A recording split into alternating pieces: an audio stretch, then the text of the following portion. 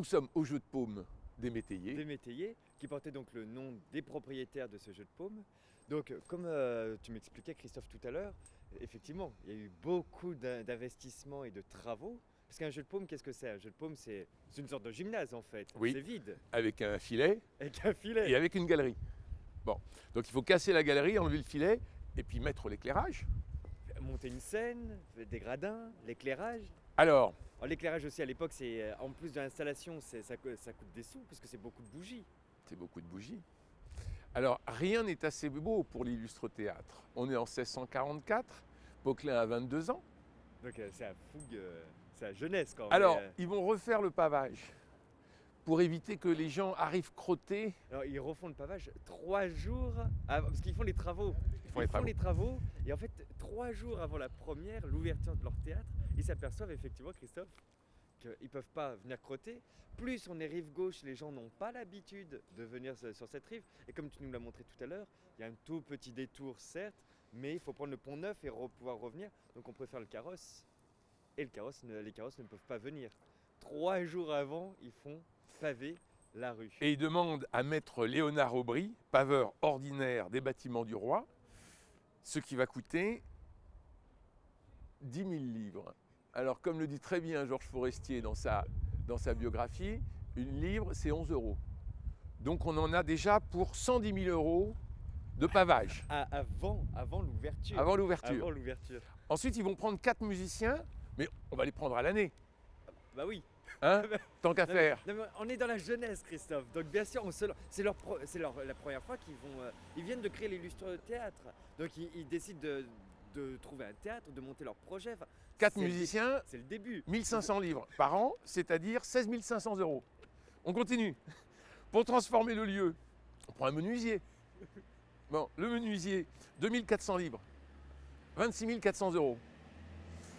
Et la location, parce Parce qu'ils qu'ils ne sont pas ne propriétaires. sont pas Donc propriétaires. ils font tous les travaux sans être propriétaires. On peut les mettre dehors. Et la location, c'est 1900 livres par an, donc 20 900 euros. Vous voyez la Cuenta à 22 ans, 20 900 euros, plus 26 400 euros, plus 16 500 euros, plus 110 000 euros. Bah, ça nous fait une note salée. Voilà, donc ça va se terminer en prison. En prison. Alors, en faillite. Mais ce qu'il y a, c'est que, alors déjà, nous sommes. Effectivement, il y a le problème de ce côté rive gauche. Ici, il n'y a pas beaucoup de théâtre, il n'y a pas de. Non, il y a l'université rive gauche. Donc, Il y a la Sorbonne, il y a l'université. donc là, ils se lancent dans une aventure à l'aveugle un peu. Ils savent même pas. Délirante. Enfin, c'est pas un lieu qui attire, c'est pas. Donc ils font pavé, ils attirent. Et en plus, donc déjà d'avoir des problèmes, ils ont pas du tout le succès au départ. Après, ils commencent à monter un peu leurs projets qui peuvent attirer. Mais qui arrive? Le curé Ollier De Saint-Sulpice. Qui, du coup, le curé Ollier est complètement, est contre les artistes et Contre donc, la comédie, contre la le comédie. théâtre. Donc il menace les paroissiens. À l'époque, on est quand même très croyants. Enfin, Oui.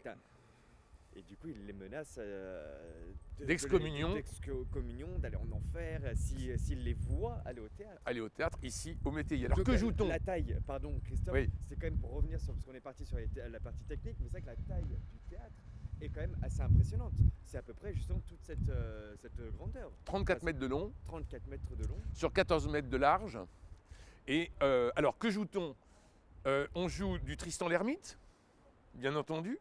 On joue de l'André Maréchal, on joue Desfontaines, on joue Pierre de Rière. Alors, coup de peau, le théâtre du Marais brûle. Donc il n'y a plus que Période, deux il y a plus que 2 théâtres. Il y a Théâtre de Bourgogne. le théâtre de Bourgogne.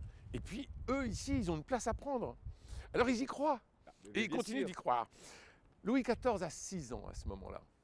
C'est Gaston d'Orléans qui tient un peu tout ça. Et Gaston d'Orléans va dire au métayer et à l'illustre théâtre, je vous prends sous ma protection. Il ne va pas mettre un centime. Mais à partir du moment où il y a la protection de Gaston d'Orléans, c'est une bonne chose. Alors on rappelle quand Gaston d'Orléans, même. Oui. ça vous parle? Bah, Depuis le dernier épisode, qui travaille avec Gaston d'Orléans? Modène. Modène. Qui est Modène? Béjart. l'amant de Madame Béjart, qui a 2 enfants avec elle, Françoise et Armande. Ce qui expliquerait le lien. Ce qui explique le lien de Gaston d'Orléans qui vient quasiment adouber le théâtre des métayers. Ils vont s'engager à consacrer toutes les recettes au remboursement de la dette. D'accord ?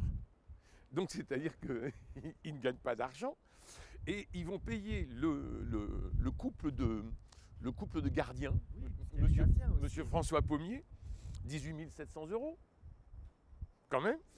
Et donc on va avoir une cuenta de 192 500 € hors rétribution des comédiens. 192 500 €, ils ont 22 ans. Élevait le jeu de paume des métayers où la troupe de Molière ouvrit en décembre 1643 l'illustre théâtre. Alors Christophe, tout à l'heure tu nous parlais de 1644 et justement ce n'est pas une erreur. Ils ont ouvert en décembre mais sans rien jouer parce que justement c'est 3 jours avant. La première représentation a lieu le 1er janvier 1644 et ils se rendent compte fin décembre qu'il va falloir paver toute cette rue. Alors vous imaginez toute la rue à pavé. Donc ils devaient ouvrir au départ en décembre et ils ont dû faire tous ces travaux. Auprès de Maître Aubry, qui va leur demander les 10 000 livres. C'est Maître Aubry qui va le mettre en prison.